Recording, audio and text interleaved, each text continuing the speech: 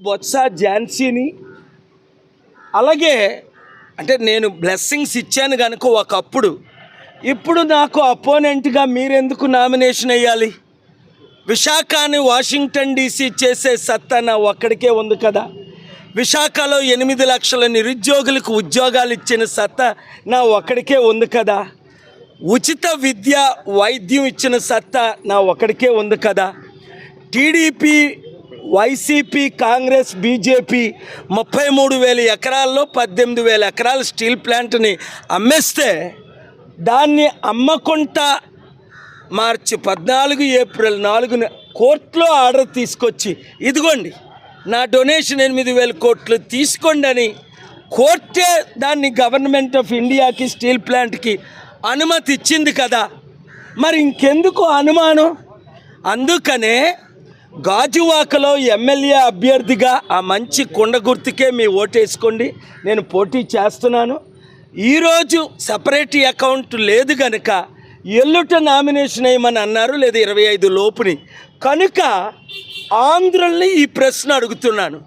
13 లక్షల కోట్లు అప్పు చేసి వడ్డీ కట్టలేని వైఎస్ఆర్సీపీ టీడీపీ పార్టీలకి మీరు ఓటేస్తారా? 13 లక్షల కోట్లు అప్పును తీర్చి మీ కన్నీరు తుడిచి మోదీకి బానిసలు కాకుండా మన తెలుగు సత్తా చూపిద్దామా? నిర్ణయం తీసుకోండి. ఇది చివరి ఎలక్షన్ అని పరకాల ప్రభాకర్ లాంటి వారు, నిర్మలా సీతారామన్ హస్బెండ్, వార్నింగ్ ఇస్తున్నారు. ఎందుకు? మరలా మోదీ గవర్నమెంట్కి 300 సీట్లు వస్తే మరి ఎలక్షన్సే ఉండవు అని వారు చెప్తున్నారు, నేను చెప్పడం కాదు ఇది. కనుక 175 ఎమ్మెల్యే అభ్యర్థులుగా అసెంబ్లీ తరపున పోటీ చేయాలని ప్రజాశాంతి పార్టీని, 25 ఎంపీలుగా తెలంగాణలో 17 ఎంపీలుగా ప్రజాశాంతి పార్టీని పోటీ చేయాలని వారు 7569441275 ఈరోజే కంప్లీట్ డిస్కౌంట్ 10,000 మాత్రమే కడితే చాలు. వాట్సాప్ గ్రూప్లో రెజమీ పెడితే అయితే 5 కోట్లు 10 కోట్లు నన్ను అడుగుతున్నారు పార్టీ తరపున. ఇప్పుడే చెప్పాను కలెక్టర్ గారికి, ఆర్ఓ గారికి, నా తరపున ₹1,00,000 ఎక్కడ ప్రపంచంలో ఆస్తి లేదు. 5 లక్షల కోట్లు డొనేట్ చేశాను.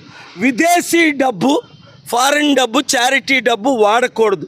మీరు 20 లక్షలు 40 లక్షలు ఎమ్మెల్యేగా, 50 లక్షలు 95 లక్షలుగా ఎంపీగా పోటీ చేస్తే గెలుపు గ్యారంటీ. 10లో 5 ఓట్లు 6 ఓట్లు ఉన్నాయని మీ అన్ని ఛానల్ సర్వే చూపించేసింది.